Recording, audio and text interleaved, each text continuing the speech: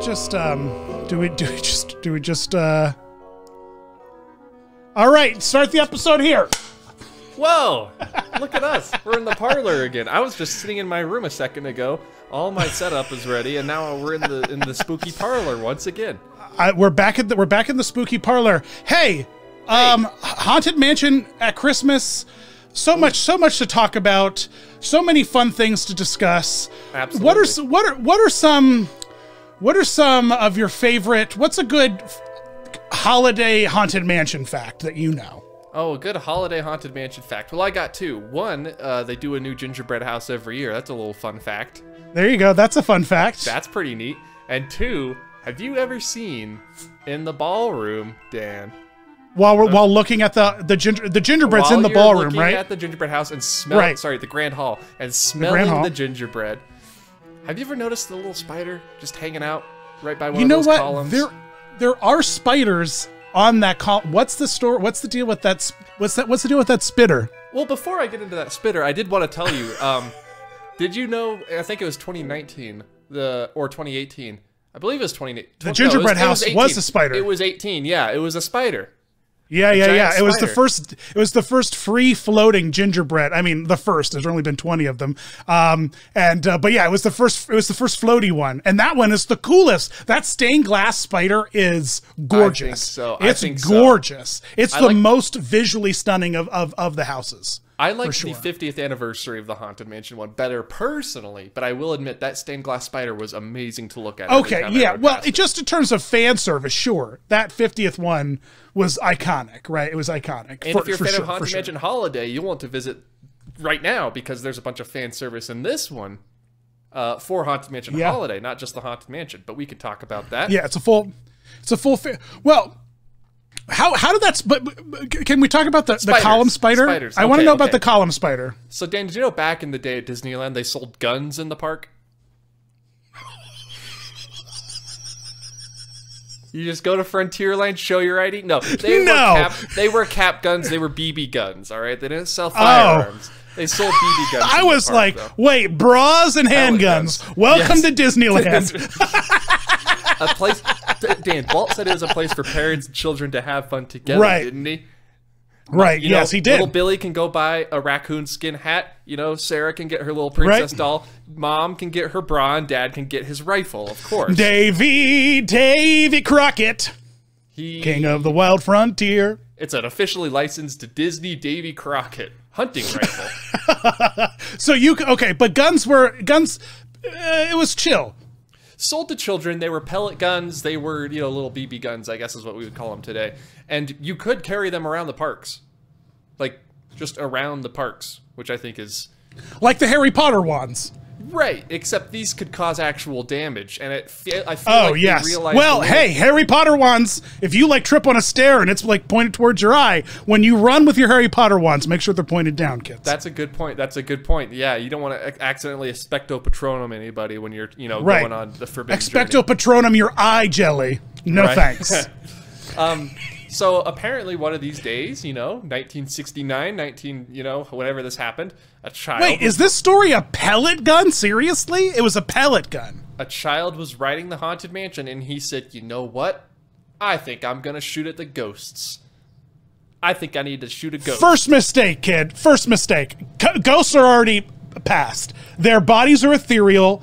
You can't penetrate them with they're not werewolves. All right, this is your first mistake, beings. Kid. Right. Listen to Dallin. Him and I are proto Ghostbusters. We understand the spirits, and you cannot shoot a ghost. Just doesn't work. Just doesn't work. I've tried. Yeah. Right. So instead of hitting a ghost, you've tried. Spoiler. Yeah, well, we'll skip past that for now. That's a dark patch. So, how the Peppers ghost illusion. You're telling me you've never been staying the night at your great-grandma's house and, your great-great-great-grandpa appears at the foot of your bed and you try to take a few pot shots at him to get him to go away so you can get a good solid 8 hours Oh my God. You know what we've never talked about, though? Have you ever seen a ghost, Alan? I could tell you I only have one ghost story. I don't even know if it was a ghost. I'm pretty sure I was just okay. You know what? Let's leave in the comments if you guys want the ghost story episode. All right, because I've got a ghost story or two too. So we could do a ghost story episode. We could totally do a ghost story episode. All right. All right. So a pellet gun. The glass was cheap enough, or was the pellet gun extra strong? Is what I want to know. It must have been super strong, right? Because that's like. Right. It's not thick glass, but it's like window pane. It's like like remember that movie Deep Blue Sea where they had to fight sharks with smart brains? I'm pulling it up on my crystal ball right now. I think that LL Cool J was in. They have made 3 Deep Blue Seas. Amazing. But LL Cool J I think said it, and he had a song, and it went deepest, bluest. My head is like a shark's fin. It was amazing. But his head is. But yeah. My head. I think he said my head is like a shark's fin. I don't know the lyrics. It was post Wild Wild West where everyone had to have a theme. Men in Black. We all had to have a theme song, right? Understandable. But in that movie, man, the shark throws a helicopter at the glass. Listen, I know that's a crazy sentence to say, but in the movie, the shark weaponizes a helicopter and uses it to smash into an undersea base, and the glass cracks. And there's this iconic scene where this big chunk of glass slides across the floor, and everyone looks at each other and they're like, "Oh man!" And man, it's got a great cast. You've got to watch Deep Blue Sea. I guess I'm going to watch all 3 Deep Blue Seas, Dan, is what I'm going to do. Absolutely. You know what? After we're done watching Fast and the Furious over with Rob, we're going to just keep watching bad movies. So we'll do all 3 Deep Blue Seas with you. We'll just all right. I'm waiting for my invite. Please. But anyway, I say that story to say that the glass cracks in that, and so but that was an excessive amount of force to crack that glass. And I always assumed that these had to be big plate glass pieces because they're just huge. They're huge. They're under a massive amount of stress. They're massive so I'm so surprised. I'm so surprised that they got chipped. It could be a surface level crack. I have no idea how the like when you get a chip in your window on your car. Right, that kind of thing. But you can get those repaired. So when he shot it with the pellet gun, it sort of spider-webbed out and made this looking design. And man, that's crazy. You know how they installed this pane of glass? Let's go back. For anyone who doesn't know, the effect in the Grand Hall is achieved with Pepper's ghost. So essentially you're looking at reflections in glass when you're... Right. That's why there's no ghosts on the same level as you go through the Grand Hall. So yeah, they're reflecting in the glass. Lights are shining on them, they're reflecting. So he shot the glass, and Disney, when they were building the Haunted Mansion, lowered these massive panes of glass into the show building without the roof on top. And then they built the roof over it. Yeah, it's like the Yeti. The pane of glass is like the Yeti. It's built in, folks. Right. To get it replaced, yeah, we're going to have to, you have to strip the mountain, so... I never thought about the fact that the Yeti is just like the pane of glass at the Haunted Mansion. You can bring up the Yeti, you break my heart. Oh, I'm sorry, man. I was just on it, and boy, it was an experience. I was like, let's ride this thing. I'm waiting for Kite Tails. I'm like, let's ride this thing. Can you imagine if they sold pellet guns in Animal Kingdom, the pot shots that would be taken at the Yeti? That would not be... I mean, look around the Yeti, the amount of hair ties. People are already doing it. They're just doing the hair tie finger. Bang! They're just shooting hair ties all over the place. I always bring a bag full of hair ties just so I can ceremoniously dump them out, when you get to the top of the mountain. Right. The fact that they don't sell Yeti hair ties is such a massive missed opportunity. Yeah. Such Yellow Shoes. Give us a ring-a-ding-ding, baby. Let's get some hair bands. Because then you're just printing money. Because then you just then you just collect the hair bands, just like the 3D glasses. Then you just put them back in a bag and resell them. Yeah, you just boil them and resell them. Get all the gross stuff off. Do you even have to boil them? I don't know. Spray them with some Febreze, I guess. Yeah, I guess. Repackage them. So, child shoots the glass. So child shoots the glass. Child shoots the glass. And the glass I just imagining Bob Chapek himself back there in the back, behind the gift shop of Exhibition. He's got clean scented Febreze. He's just going over. He's like, get these packages ready. Yeah. He's like the guy who owns the chicken place in Breaking Bad. Yeah. I can't. He's into the new Far Cry game, I think. Giancarlo Esposito. Yeah, man. Are you a Far Cryer? I Far Cried 4 and I Far Cried 5, but I have not Far Cried 6 yet. You just dropped into the Far Cry mid Far Cry? I did. I've never Far Cried once, twice, or 3 times. Did you just like YouTube like the Far Cry plot from the first 3, or was it like you didn't need to play the first 3? We're soft rebooting Far Cry. I don't think they're interconnected. There might be references, but I don't think they're. Oh, so they're all like anthology games. They're all their own Far Cry. Oh, okay, so each Far Cry stands alone. I'm not going to pretend like I know. I'm more of an Assassin's Creed. Well, you played Far Cry company. Right, which is completely different than Far Cry, as you're explaining. So you're saying that Far Cry 4 and Far Cry 5 that you've played, no connectivity. I don't think so. Okay, I think I've said Far Cry too much. So there could be connectivity. I just might be going over my head. Perfect. Hey, I'm here for it. So there's that. So they put the spider on the crack. Yes. They said, instead of taking this entire glass pane out because that would cost us millions and millions of dollars, why don't we put a rubber spider bought from the dollar store on the spider web? Right on it. And now you've got a spider in the ballroom. Only Disneyland exclusive, folks. Also, there isn't one on the Florida one. Nope. I am still gas. I thought it was like some middle-aged man going through like a midlife crisis. It's like, yeah, I'm going to bring a pistol to Disneyland. Today's the day. And then like, he decides he's going to shoot a ghost, because, he's a conspiracy. Because because QAnon told him or something. I don't know. I didn't know that it was a child with a pellet gun. JFK like a kid with a Nerf gun. On the Haunted Mansion. Yeah, JFK Jr. will be in the ballroom. In the library. He will have instructions. He will begin to narrate your attraction. When the library opens on the Haunted Mansion, when it's not in the holiday overlay, correct, you will see. Yeah. It's a Pepper's Ghost JFK Jr. audio animatronic. We already have his dad in the Hall of Presidents, of course, right? Well, you know what? So you already have the molds. Just throw another mold of the face. Exactly. You've already got him. You already got the mold. It's cheap and it's easy.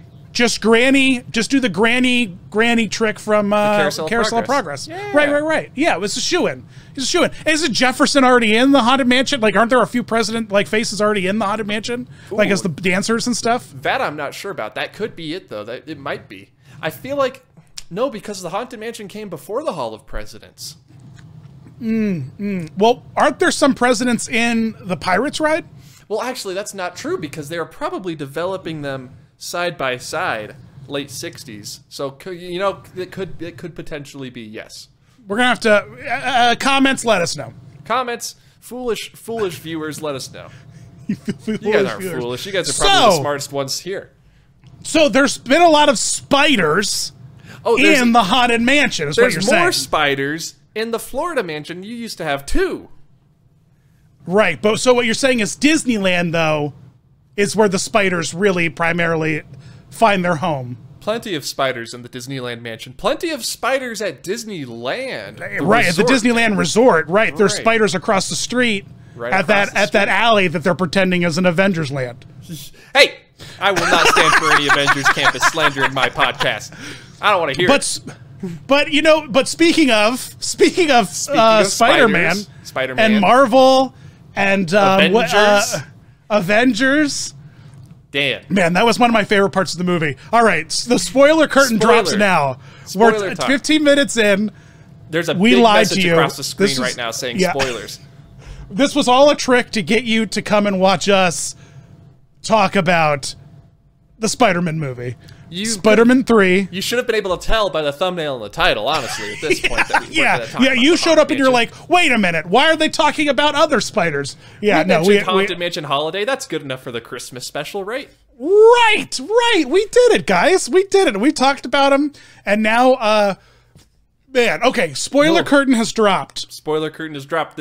You are not safe beyond these walls, but honestly, if you haven't gotten the movie spoiled for you so far, I mean, kudos, but and this we'll probably drop this like later in the week, so everyone will have a full week.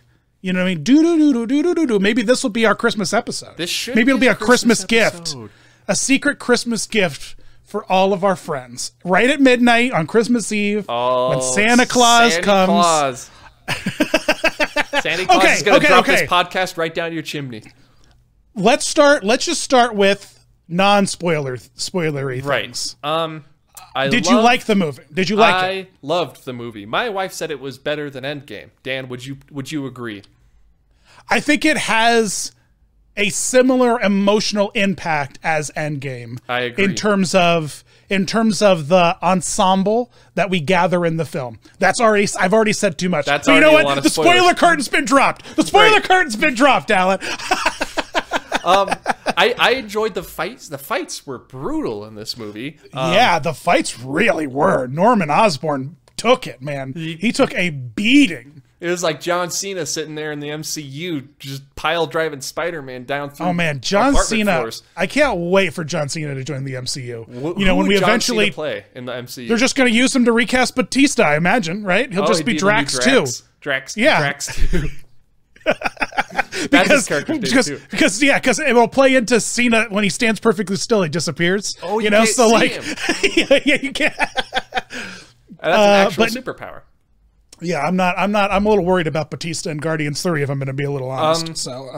What did you think of Doctor Strange? The Doctor Strange moments of the movie. That's not spoilery.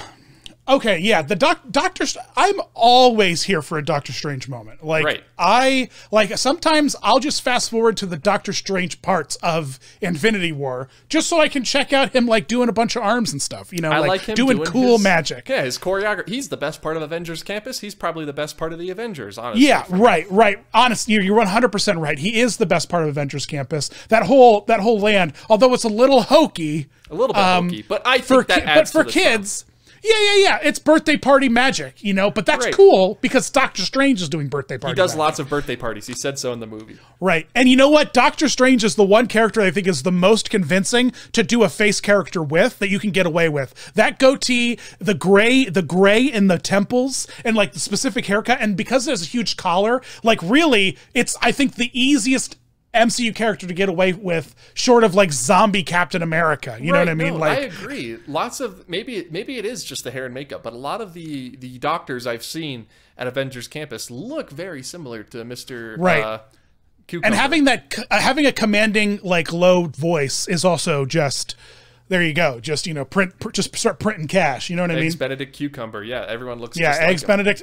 So I like those. How do you feel about a Strangey? How do you feel about? I love that we kept calling him a wizard, and like we kept like there was just so much general confusion about wizardry, and it really shows how much this MCU has really pushed the envelope in normalizing some really weird comic book stuff, guys. Like we started with like, you know, a guy who just takes an injection and turns into a Hulk, or like a man with an armor suit, and now we've got like. Magic and multiverse. Magic, like magic. It's crazy.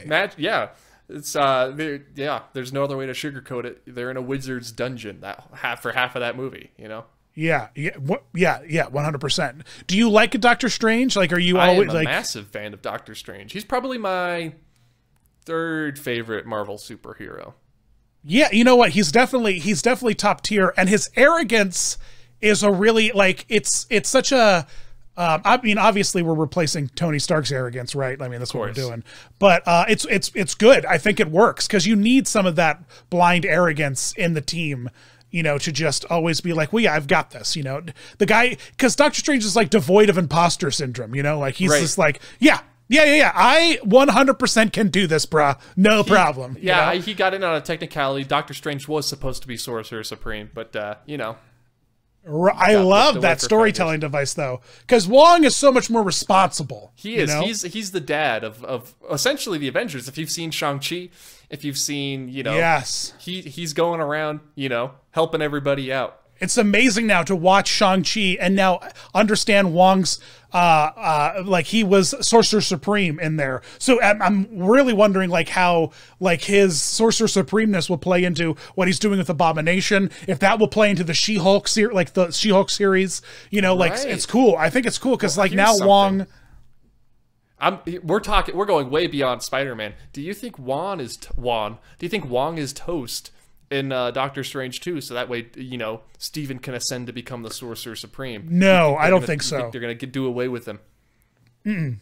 He's become I would be worried. I don't think Mordo's going to make it. You You know, I don't think so I think we just need to get Mordo out of the way. Some wizard who's just like, no, wizards. We've got bigger problems, guys. The Silver Surfer and the Fantastic Four are on their way. You know, like we don't have any time for like, oh, I'm a wizard. I don't like other wizards. What is this, Phantom of the Opera? Right? Yeah. Like, come on. I don't need any of this. Like just like starstruck lovers who are like warring. You know, like we don't need any more wizards. You're like, okay, cool. We've got a wizard hunter. Like, you know. Right. Cool. You know, like I could just watch Buffy the Vampire Slayer, you know, or Charmed if I needed that energy. So I don't think Mordo's going to make it, if I'm going to be skipping right honest. to the end, I guess, to the very, very end of the Spider-Man movie.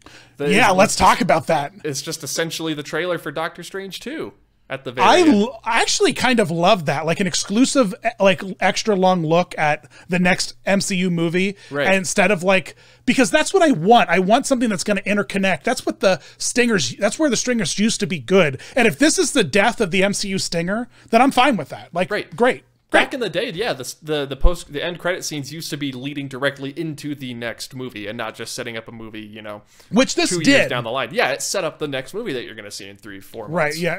Yeah, it really did. And let's also talk about the fact that the What If series is almost required reading now. Yeah. Like you really, especially for Multiverse of Madness, like when you see that parallel Doctor Strange reveal. Was that him? Was that the one from Multiverse of Madness, or was that a different Evil Strange? I imagine it's got to be a different Evil Strange because the one in What If wasn't evil per se. Yeah, because what's his name? Oa. Who's the Watcher? Watu? Watu. I think Watu's the guy who runs the scrap shop in Phantom Menace. That's Watto. Oh, that's Watto. Yeah, but he chose, like, he set up that whole situation where that Strange would be the keeper. Right. Of that, and that Strange felt very redeemed, and so I don't think that this. I think this is a much darker, Evil Strange. This is a different one. Although, what I got a lot of energy was that this was a Strange who did the animal like absorbing, like did all that like monster absorbing, and in fact we see in that little trailer we see the little squid guy. We see Starro or whatever he is from Suicide Squad. Yeah. And so that was that was like a 1-to-1 to. So there's definitely going to be like that whole. I think we might see the summoning creatures in this movie for sure. I think we're going or some variant of Strange. Right. We're definitely going to see some of those characters though from some of those variants from the What If series in Multiverse of Madness. We've got to, right? That would be amazing. Yeah. You know, like Captain Carter and stuff. That's got to happen. It's got to happen. I think their end goal there with that show was to bring some of those characters into live action. So I wouldn't be surprised. Yes. Yeah. So, okay, let's talk about Spider-Man. Let's talk about. Right. We've talked about the Strange. We've talked about the spiders. Let's talk about Spider-Man. We don't get multiple Spider-Man until halfway through, like a good second act. End of the second act. You know, I thought we were going to get them at the very end for a little bit. So there were more Spider-Man for longer than I thought there would be, which I appreciate. Yeah. So like, how did you feel how the movie started? Did you like the pacing? Did you like? Well, it starts right where Far From Home left off, which is good.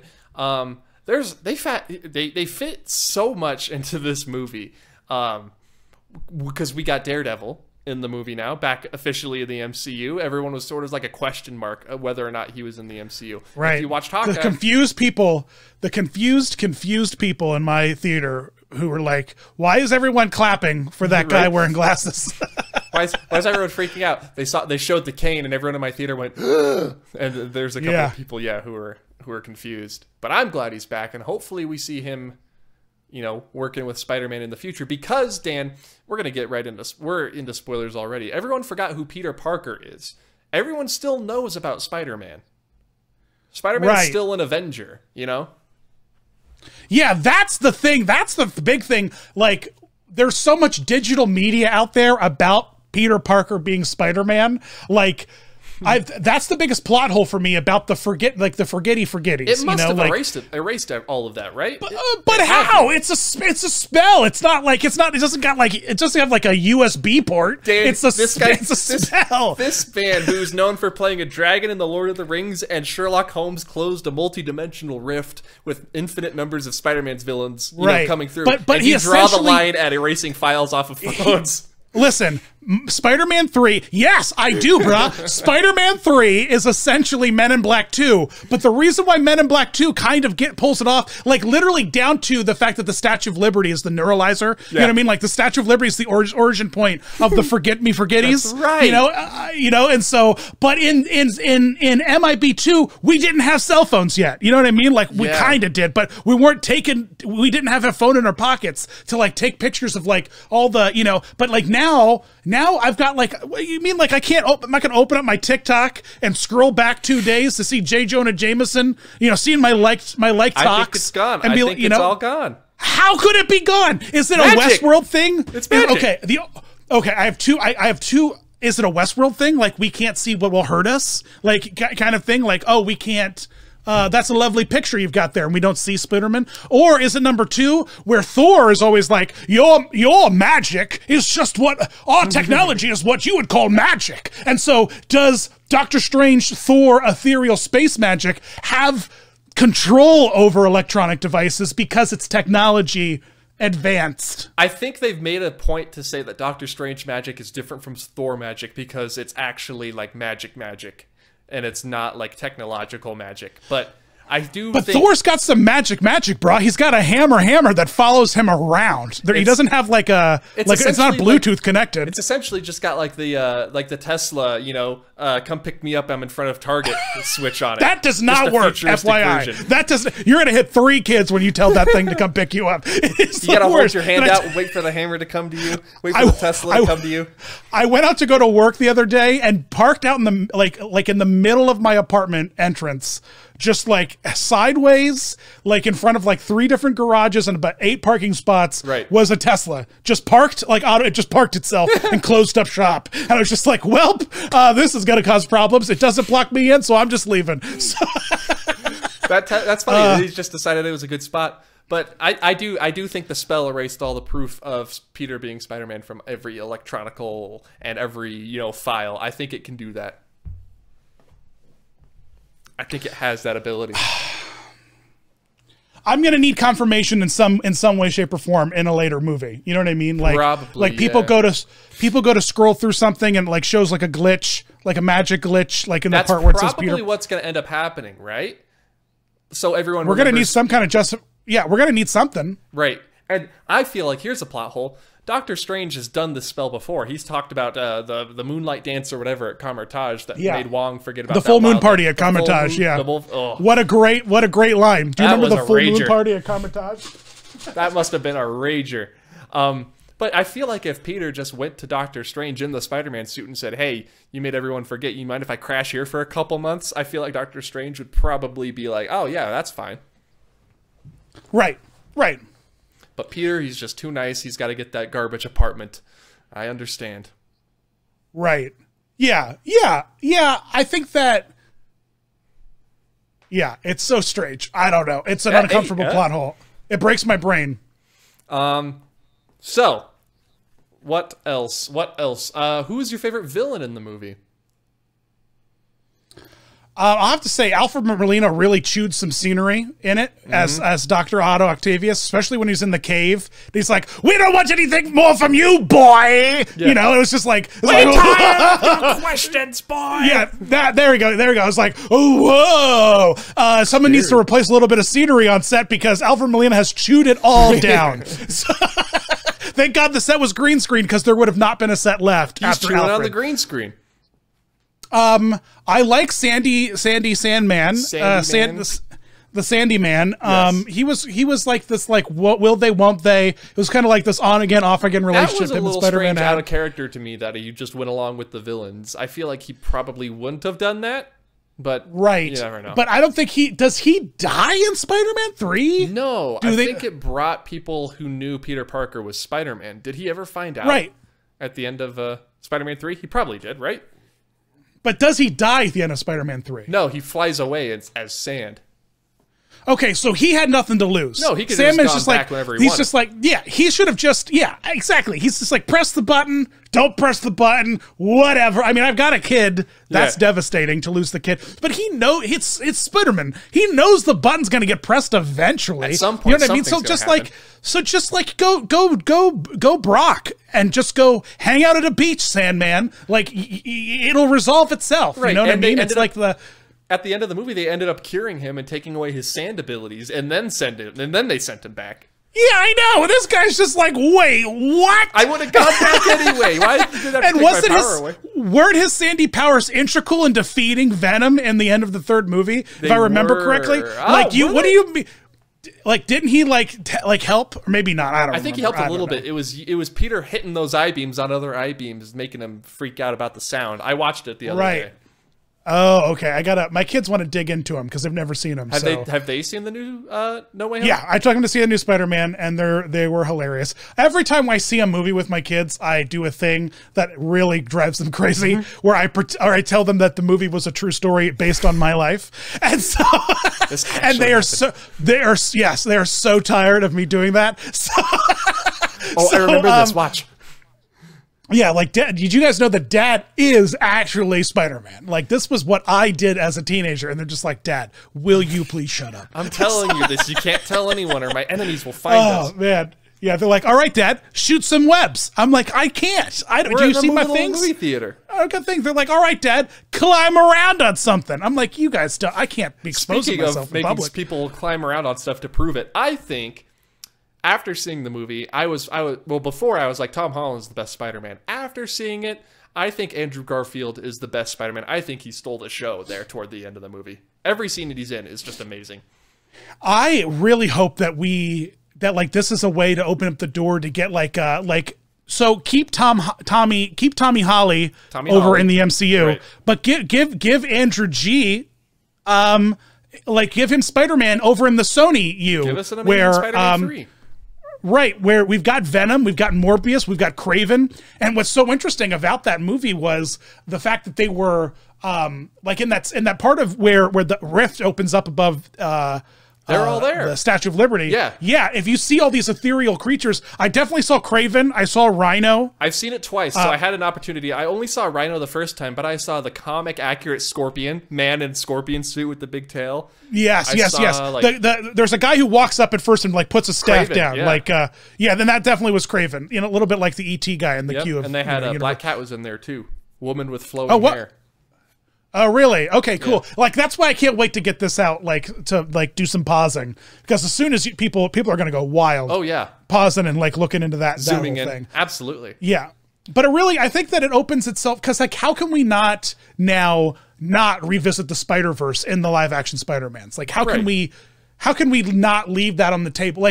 Into the Spider-Verse 2 is coming back out. Yes. And it's all Spider-Verse-y. Yeah, now that you've cracked open the multiverse, unless something earth-shattering happens in the MCU that snaps shut the multiverse, right? We need more. How can you? You're just going to print money if you just start putting Spider-Man in Spider-Man movies. I think so. I think there was an Easter egg that I saw in the movie, and I saw other people pointing out that one of the license plates on the bridge while Spider-Man's fighting Doc Ock says ASM3. Which is Amazing Spider-Man 3, which, the Garfield movies were called Amazing Spider-Man. You have 1 and 2. But that's also the first appearance of Doc Ock in the comics. He was in the Amazing Spider-Man issue number 3. So. Oh, interesting. Yeah. I would love, what's so amazing is, how they have set up now the opportunity for these other Spider-Mans to, now for them to dive into certain stories, like another Dr. Octopus, you know what I mean? Right. We had the Jenny Slate Dr. Octopus in the Spider-Verse movie. One. Cool. Let's bring Doc Ock, because the Amazing Spider-Man had a Doc Ock arms in that one scene, right. But we never saw the Doc, we only saw Ock. Yeah, you're right. We never saw Doc. Oh man, talk about the scene where he jumps out of the car with his Iron Spider legs, and you've got two 8-legged freaks versus each other. Amazing. It was cool. It was cool. The fight that whole fight sequence was amazing and kind of relentless. I agree. I think the fight sequence in the apartment building, that shows, I think, that you do not Green Goblin, man. It felt like Age of Ultron, like when Ultron. Yeah. When Ultron like breaks into the party and they just start wreaking havoc in a small space. Yeah, it was so great. I love Aunt May's coming down the stairs holding a bundle of sage. I noticed this in the second time I watched it. She's saging the house right before she gets brutally murdered by the Green Goblin. It's like, well, we did not peer the energies here, did we, Aunt May? He's like how great is that elf? Yeah. Wow. Green Goblin, man, you don't mess with him. Top tier Spider-Man villain. Was that your pick for your top Spidey villain for the movie? Probably. I think it was great. And it makes you feel so bad for Norman too. Poor Norman. Right. Yeah. Like, how great is it going to be in this new Spider-Man movie that eventually comes out, like Spider-Man 4, where he goes off to, like, you know, college or his new life, and suddenly he meets new friends, Harry Osborn and Gwen Stacy. You know, it's like he's like, oh yeah, my name's Harry, and he's like, oh cool. And then at the end of the movie, he's like, hey, I got to go visit my dad, Norman Osborn. It's like, wait a minute, I know that guy. Dramatic take. Do you like how they left it? Do you like how they left it off? Oh, with it kind of was heartbreaking. It was dark. Well, I've seen this said before. I watched other people reviewing this. People are like, "Oh, we're gonna skip right over the MCU Spider-Man's origin story because everyone's seen it." No, Dan, we did not skip over the origin story for the MCU Spider-Man. We've got 3 whole movies of the MCU Spider-Man origin story. Yeah, it's really cool. It's really cool. The way they left it off. The fact that it turned out. The fact that they turned the whole thing into his origin is kind of amazing. Right. And it doesn't necessarily rule out MJ, although I feel like the Zendaya Ned thing, it breaks my heart. That's the other plot hole. Does Doctor Strange forget that Ned can magic? Because I need to see that was a loose thread. I need to see Ned as that actor. Let him ditch the wig, because he's like a Pacific Island. Like he has like and that. Oh my God, that's amazing energy. Or get him into Shang-Chi or something. Like, he's such a good actor. He needs to be in more for sure. Right, and like we gave him. Oh my God, it was amazing. Zendaya was Zendaya. She was just Zendaya. She's the love interest. It was good. She killed it. I think they were good men in the chair for Spider-Man, that whole movie. They were the behind the scenes pulling all the strings for him. I think. Did you see the new suit at the end, Dan?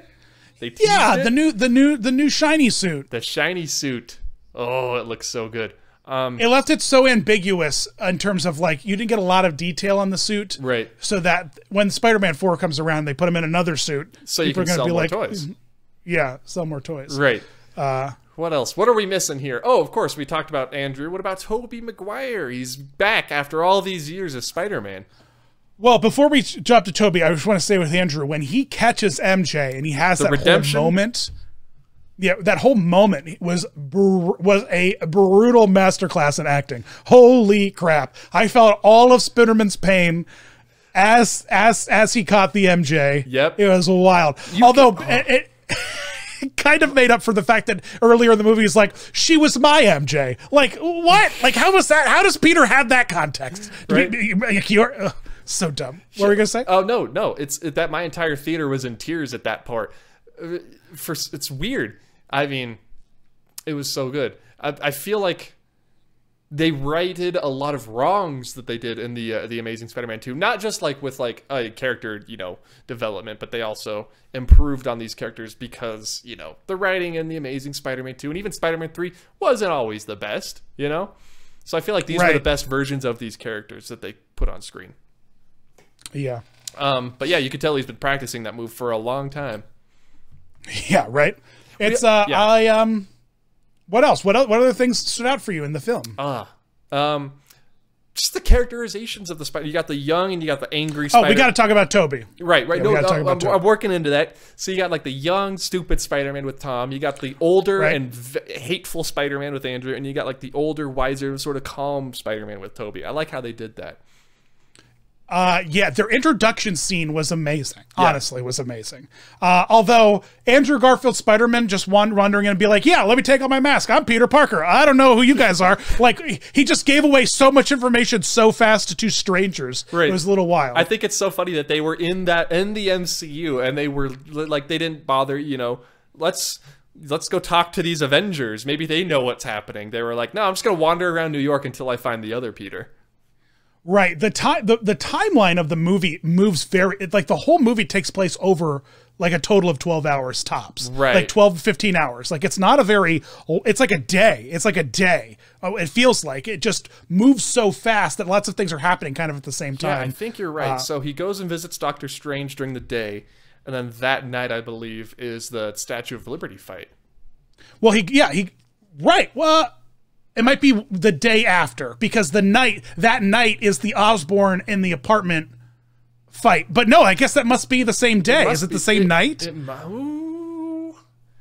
Someone will have to chart the movements of the sun in that movie. I think it is over like 12 hours. But it takes place like a maximum of like a day. It's a very short movie. Just that big scene, because it takes place I think over the course of like 4 months. But like the main meat of the movie when he goes and visits Doctor Strange, it's like 12 hours. Right. Yeah. And so it's because all the court scenes, all the court stuff, which apparently there was a lot that was cut out. Like a significant amount of the court stuff was cut out. Give me an extended edition. That's all I'm saying.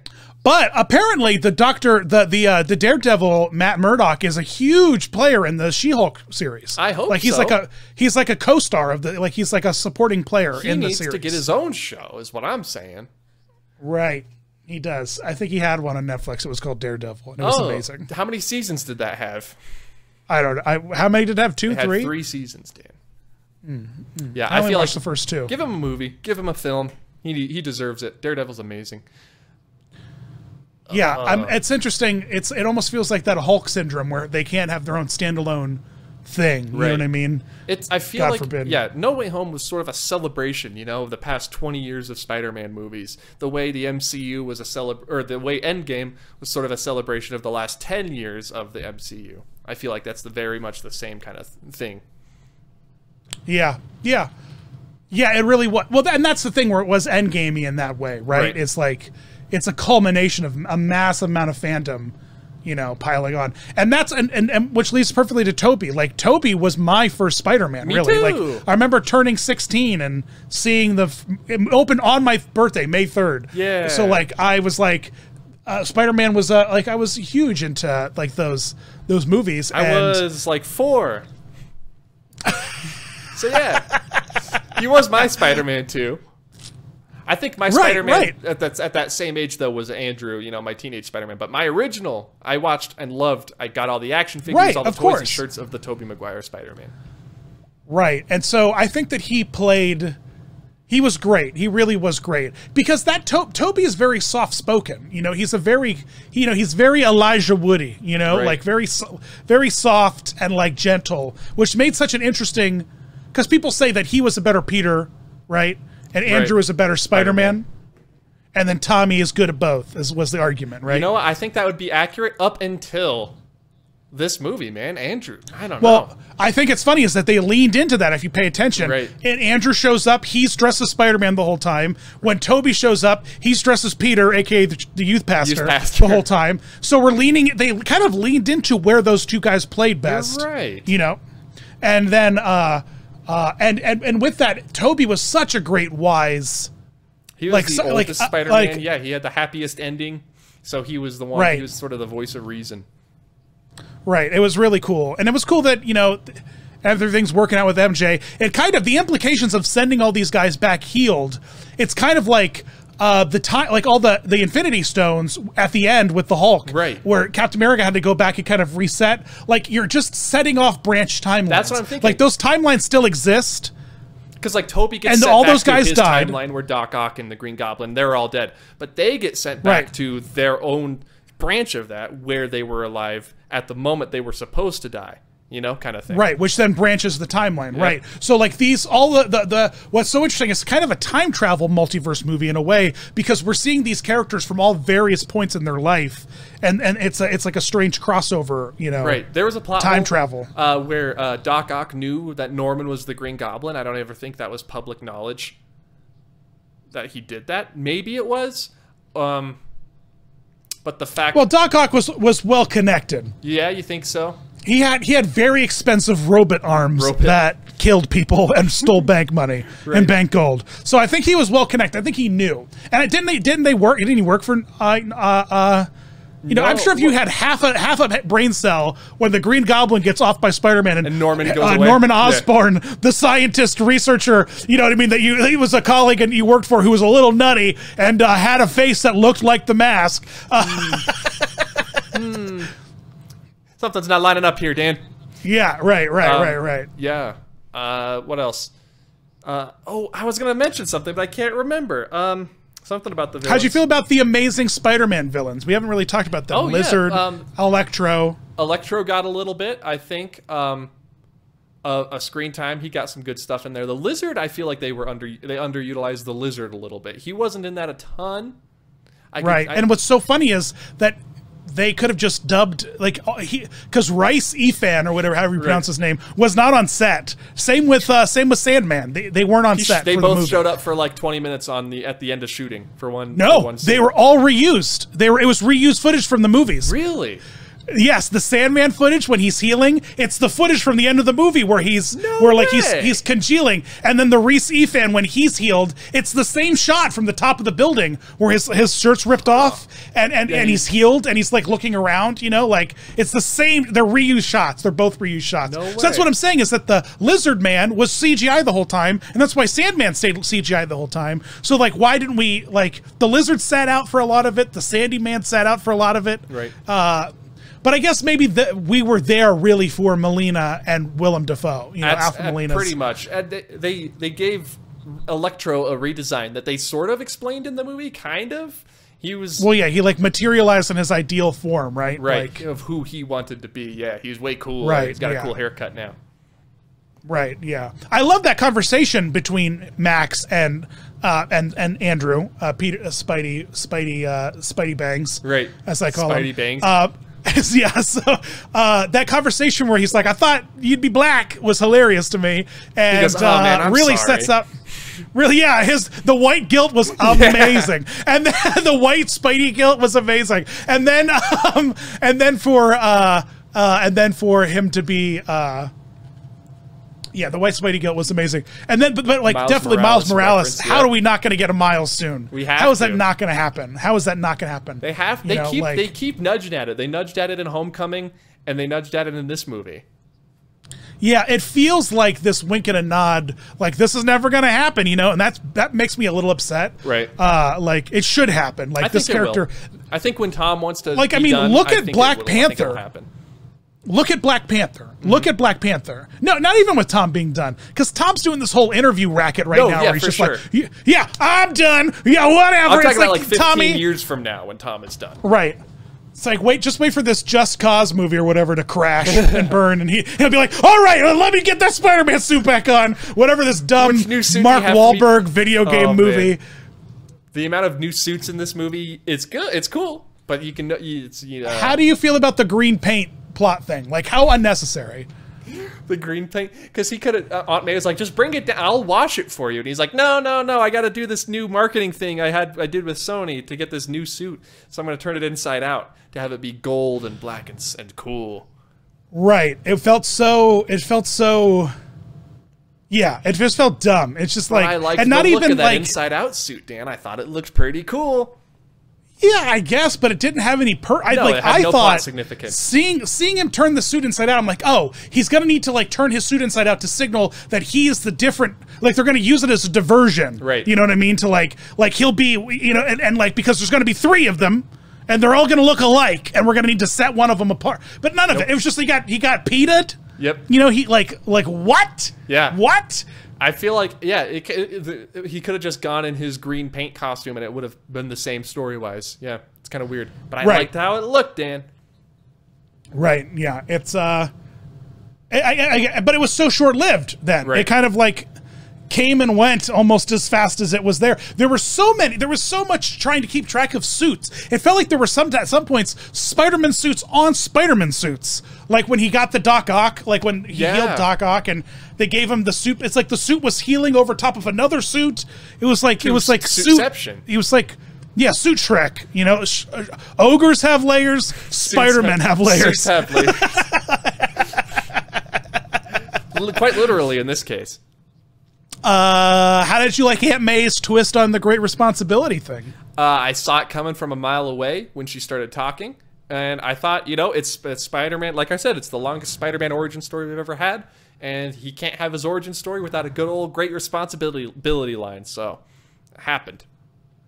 So what happened to Uncle Ben? Did he just leave Aunt May to start a rice company? Maybe he passed away from a brain aneurysm, and it wasn't tragic, or maybe maybe it wasn't a tragic. How bizarrely specific, Dallin. How bizarrely, Uncle Ben, brain aneurysm. If he was gonna go, that's the way to take out Uncle Ben. You know, right? Instant, painless, but also tragic. So that way you can have, you know. That's amazing. Well, that's really Ben incredible. Existed in the MCU. They talk about him at some, or no, that's right. They do. So yeah, they do. I'm pretty sure they do. Right? Yeah, it's so weird to me that they were like, yeah, he's dead, but we don't talk about him, and we also, you know, he had no effect, no pictures of the man in the house, kind of thing. Right. Yeah. No. Yeah. No pictures. Yeah. Was he a bad man? Maybe, I don't know. Maybe he was maybe Dan. They're saving him for the return of evil Uncle Ben. Oh, evil Uncle Ben. Right. Like when Darth Maul came back with robot legs. With robot legs. Uncle Ben's going to come back with robot legs. No, with a robot brain after he had his aneurysm. Right. And that's how you brought... Because everybody... Here's a running joke I loved in this movie, is how everybody... They were just talking about, like, oh, how'd this person turn into this villain? How'd this person turn into this villain? They're like, yeah, they were a scientist and a lab experiment went wrong. We fell into this thing. We fell into that thing. That'll happen. That'll do it. Was hilarious to me. Yeah, that'll do Oh, my God. That'll do it. Oh. You gotta watch where you land. You gotta watch where you fall into stuff. It was great. There was a lot of tongue-in-cheekness about that. Great. Everyone's a scientist, and everyone turned themselves into this thing because they're scientists. The whole. I don't know. The whole forcing the responsibility thing on saving the villains. Like, the whole responsibility thing felt a little forced. It felt a little bit like, and I guess that's what Spider-Man is, though. Like, that's what we do. It's what they kept saying. Right. The whole movie. We save people. Although I didn't get that vibe. Like, he didn't save Vulture. He didn't save Mysterio. He ripped those guys to pieces to save, like, New York. You know what I mean? Or London. He destroyed those guys. He did try he did save Vulture, actually. Remember, his wings were going to blow up. Right. He did, I guess. But then with Mysterio, yeah. He says, I'm trying to save you. But with Mysterio, yeah, I think he just F's off and does his Mysterio thing somewhere else. Yeah, so oh, and like the implications with Stark Tech now, like we're so like the Armor War series is going to be wild with to see what they do. Woo. Yeah. It's going to be an interesting because the implications of what happens to all that Stark Tech, and then the Happy Hogan, like a Star Trek replicator thing apparently. Right. That'll just make material out of nothing. Yeah, the fabricator. It can make anything. Yeah, it can make you a hot dog with relish if you want it. It'll make you a hot cappuccino. It'll do whatever you want, really. It's an amazing 3D printer. Can it make me a scale model tiny of the Haunted Mansion to put on my desk? Now, when you get electrified as a Spider-Man, do you not feel the pain? Probably not. I mean, Garfield took that shock for a long time, didn't he? I mean, he was getting toasted. Yeah. And he was fine. He seemed fine when he was getting properly toasted like a Christmas ham. Like a Christmas ham. It was wild. Spider ham. Yeah, Spider ham. It was he was getting burnt up. Wow. Oh, and the Statue of Liberty Captain America shield. I like how was great. They talked about how stupid it was throughout the entire, movie, and I was like, yeah, that is pretty stupid. And then at the end of the movie, they're like, yeah, it is stupid. Don't worry. Yeah, we're tearing this whole thing down. And they talked about it, actually, if you watch the last episode of Hawkeye, Yelena talked about how she wanted, spoiler alert for Hawkeye, by the way, how she wanted to visit the Statue of Liberty, but then that thing got all busted. So apparently this happens congruently with the movie with the Hawkeye show. Oh, really? Yeah. She was going to visit the Statue of Liberty, but then the shield got all busted. Yeah, it was a pretty big Men in Black 2. It's just Men in Black 2. Men in Black 2. Just like Eternals is just Steven Universe, if you ask me. You know, like I've never seen I don't know if you're Steven Universe no. Oh, well, it's very Steven Universe-y. Interesting. I think Men in Black to Disney reference or connection, by the way. Flushing Meadows Corona Park is in the first one.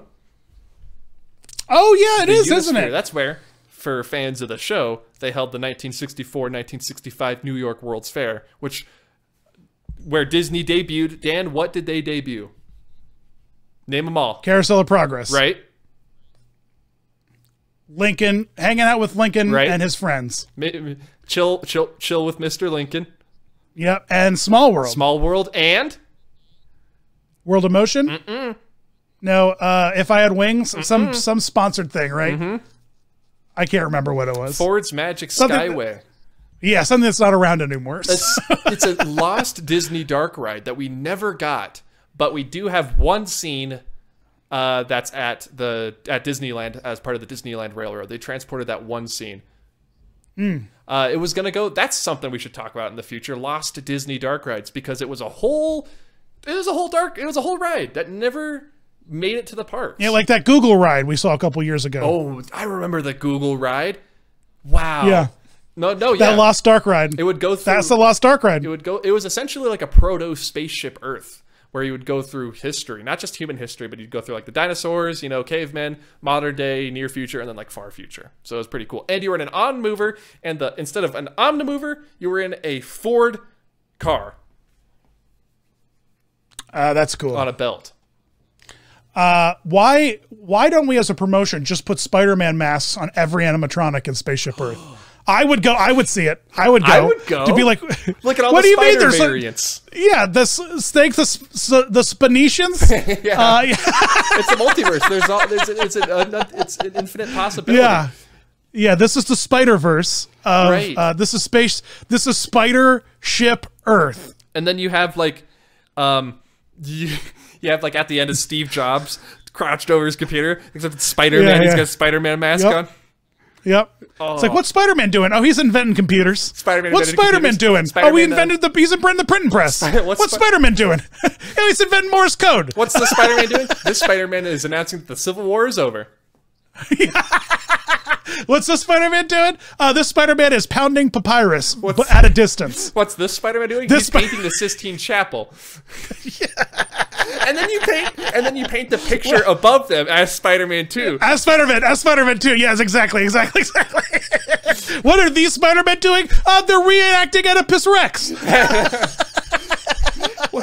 Oh, wow. And then at the end, as you're going down through the post show, instead of you're taking a picture of your face, it's just Spider-Man. Right? Yeah. Just turn off that camera. It doesn't work with masks. It never works. Just Spider-Man faces. You pick if you want to be Spider-Gwen, Spider-Ham, right? Spider, whatever. Like outside, you could project it and be that red spider logo at the end of Civil War from his watch. Right. Covering the whole spaceship. We can't get in trouble. We can't get in trouble for this, right? No. It's not a Disney. It's not a Marvel ride. It's just Spaceship Earth with Spider-Man masks and all the animatronics. You forget, Dan, that Disney owns the rights to Spider-Man completely, except for the movies. They can do anything they want with Spider-Man, except for in film. That's why he's in the parks. And he's on, the TV show. They could do whatever. So they can... But not with Universal's deal, though. Oh, in Florida, for Orlando. Right. Never mind. Yeah, we can't... That's the... But that's the thing, though. Would putting... Okay, if we put Spider-Man masks on all the Haunted Mansion animatronics... In Anaheim. Would that make it a Spider-Man ride? Or would it just be the Haunted Mansion featuring Spider fans?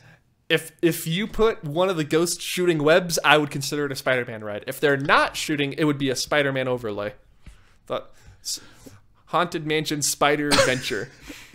Let's just put Spider-Man masks on all the presidents. Right? In the Hall of Presidents. And instead of having them deliver, their presidential speeches, just have them talk about responsibility. Right. There you go. Right here first, Yellow Shoes. Sold. What else? Sold. Is there anything we're missing? I liked it. What's your final Spider thoughts? What are your final Spider thoughts? One of the best MCU movies. What's your rating? One of the best MCU movies ever made. I'd probably say 10 out of 10. Did it make you want to go back and ride Web Slingers again? I love Web Slingers. Did you bring your thing to the theaters? Oh, my little web slinger. I see it over there on my through the corporeal realm. I can see it. No, I thought about it though. I did wear my web shirt, my Worldwide Engineering Brigade shirt, to the okay, opening good, night, good. And you saw it twice, like me, right? I've seen it. I saw it yesterday, and I saw it on opening night on Thursday. I saw it on Thursday night and yesterday too, buddy. We were in the same. We could have been at in the an same AMC. Theater. Yep. I've got AMC Gold Premiere or whatever now, so and get free popcorn upgrades. Now we got the Kingsman next week to watch, so we'll see it. And that I believe that's Disney, right? The Matrix. The Matrix. The Matrix, bruh. Which one? You probably don't like The Matrix, though, do you? I've never seen The Matrix, but I would like to. There you go. But proof's in the pudding, Kingsman, folks. Isn't that Disney? Because it's 20th Century Studios. It is, yeah. It's Disney, right? Yeah. What a series that Kingsman. Oof. It's like, what a series. What a series. This is Foolish Mortals After Dark now, by the way, now that we're talking about the Kingsman. And Ray Fiennes. Ralph Fiennes? And it's, no, Rafe. It's not Ralph, is it? I think it's Ralph. He doesn't pronounce it Ralph because he's French, right? Ray. My name's Ray. Raffine. Yeah, there you go. Raffine. Yep, there you go. I think that's Wasn't it. He that's that dude without the nose in Harry Potter? Yes. Have you watched Harry Potter, or are you too young for that too? And I've seen 2, and I've seen Deathly Hallows Part 2. The Haunted Mansion is just like a gateway drug to Harry Potter, if you ask me. Oh, I could see that. I could feel that because the Hogwarts is infested with spirits, ghosts that are blue and see-through, and just hang out. So it's very Haunted Mansion-y. Crimson Peak. Watch Crimson Peak. I talk about that. I'm actually working on a video right now that might be up by the time this podcast is up. But I talk about Crimson Peak a little bit, about how I talked about this in the podcast, how I've seen 2 pieces of media that have successfully replicated the feel of the Haunted Mansion. The whimsical, creepy... Oh, really? Is that how you... Nightmare Before Christmas and Crimson Peak. Really? Mm-hmm. Maybe I need to check that out, bro. I have not watched it. It's like a love letter to the Haunted Mansion. Oh, really? Uh-huh. Oh man, maybe got to do an episode. We'll do an episode on Crimson Peak. It's got Loki in it. Loki's in that movie. Oh yeah, it does got baby Loki in it, doesn't it? Baby Loki, yeah, he's got short hair. Right, fresh out of the first Thor, right? Wasn't that like his first thing? I think it was around where he got Hiddlestein too. Yeah, before Thor 2. Oh, there you heard it here first, folks. All right, Crimson Peaks, and Spider-Man's. I tried to make it rhyme, but I don't know how to make that rhyme. Spider-Man's? It's okay. All right. What are you doing this? Yep. Hurry back. Hurry back. Hurry back. Ooh, are we gonna see him before the end? I think we'll see you in 2022. Yeah, that's it. I'm really loving all the comments whenever we post an episode where people are like, "Finally, you're the worst. We don't ever get episodes. I like. We don't ever get episodes. Like, oh, have you seen the new episode of WandaVision? And it's like 4 months down the line. Yeah. WandaVision is like from 3 years ago. Right? Like, nope. Don't worry. This will be up this week, folks. All right. Alrighty. Take it easy, Dan.